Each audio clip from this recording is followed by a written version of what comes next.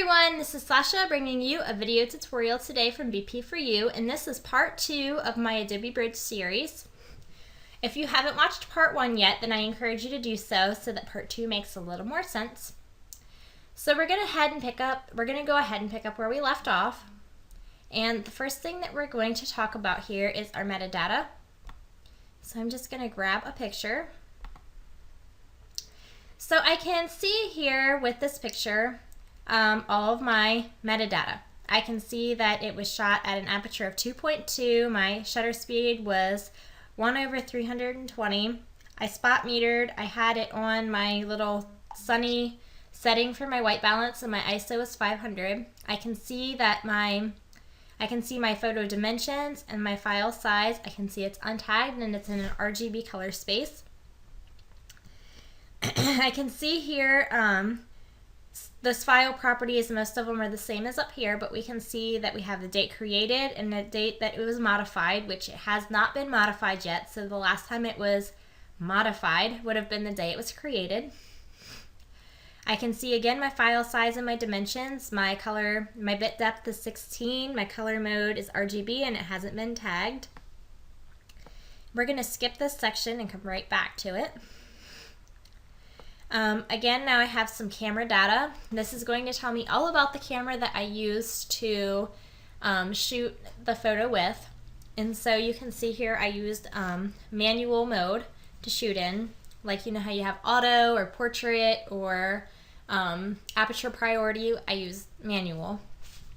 I used a 35mm 1.8 lens. My flash didn't fire. I used spot metering. I used the fine weather, that must be what this is, the fine weather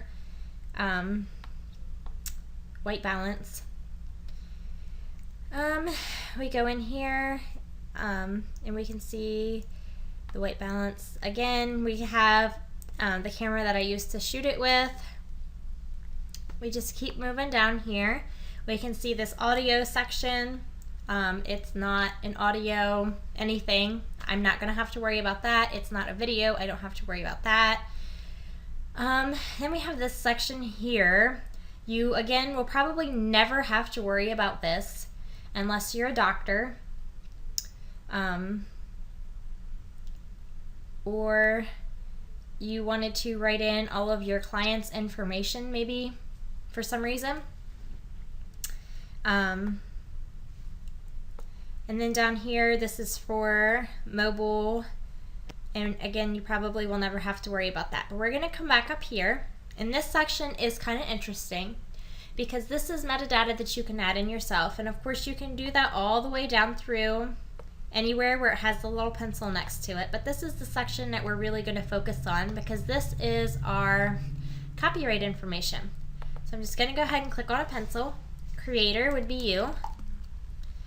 Job title, you can put in what you do, your name of your business, whatever you feel comfortable with. Your address, your country, your phone, your email, your website. Obviously for this video I'm not going to be filling in that information because I don't need new visitors, but for you, that would be really great information to put in there because that will give your photo your protection, your stamp. Everybody can know that it came from you, especially with your email and your website, so you can put in as much or as little information as you feel comfortable with. If you wanted to, you could give it a description or a keyword. You got your date created. If you wanted to put in all of this information down here, then you could fill in everything that you feel comfortable filling it in. Your copyright notice, you could maybe put in that you wanted that to be whatever your copyright policy is. This is for printing only, not to be re-edited or whatever your copyright policy is. When you're happy with all of this, go ahead and click the check mark. Now this photo has your special information on it, and this metadata will follow your photo with you everywhere that you go, or everywhere that it goes. And so any kind of photo sharing website, any printer that it gets sent off to, that metadata follows. The more metadata that you have on there, the larger the file size is going to be, because it does take up some space to store that with your file. Just as a little side note. Okay, so I've done one photo. I have 876 more raw photos that I would need to put that information to. So as you can imagine, that can be extremely time consuming. We have a shortcut. Up here under Tools, we can go to Create Metadata Template. Here again, we can put in the information, and we can do that the whole way down through. I already have one made, and I'll show you in just a second. So I would go ahead then and I could click Save, and I would want to give it a template name, and I could, once I got all my information, it's the same information as there was before, all the way down through, I could just go ahead and I could click Save. You don't have to fill in every box. You only fill in the boxes that you need for your photo. So when I have that on there, I can go ahead and I can highlight a number of photos at one time. And I did that by clicking on one photo, pressing Control and Shift on my keyboard, or Command or Shift on a Mac, and then clicking my last photo here that highlights all of the ones in the middle as well.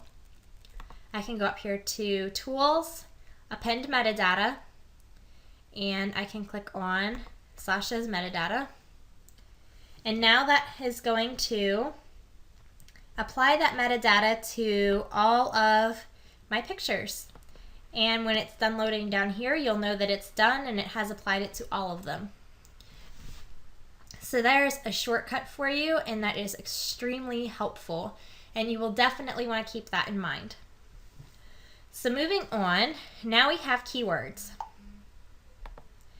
So we have these keywords over here, and this is another way that we can file off some pictures. And so I made one set of keywords here, and that was for all of my Halloween pictures. And so now I have all of my Halloween pictures filtered with this keyword here.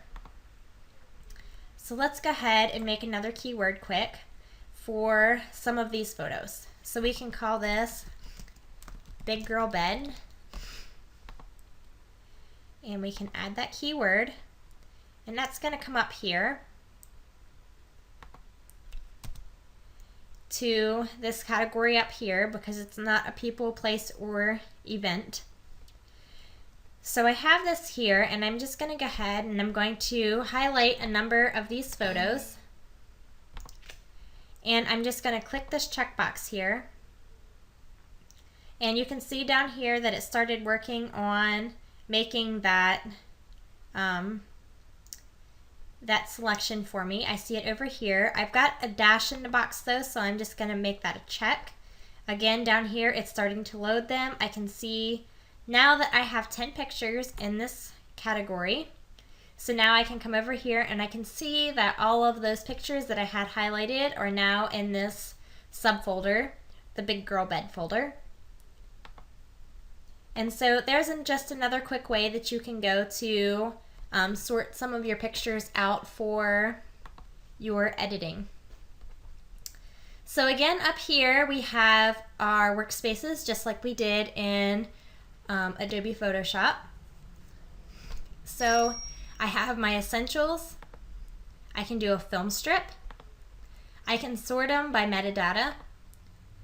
I can sort them by, or I can work in this output mode and put them into a PDF or a web gallery. I can make them into a template using this. I can go into keywords. I can go into preview. I can go to this light table or this folders. My favorite is the essentials. I like the simplicity and the basicness of this. So moving on, now I'm going to show you in the next video different ways that you can sort some pictures and batch edit. So stay tuned for part 3. So thank you for watching this video tutorial. Happy editing!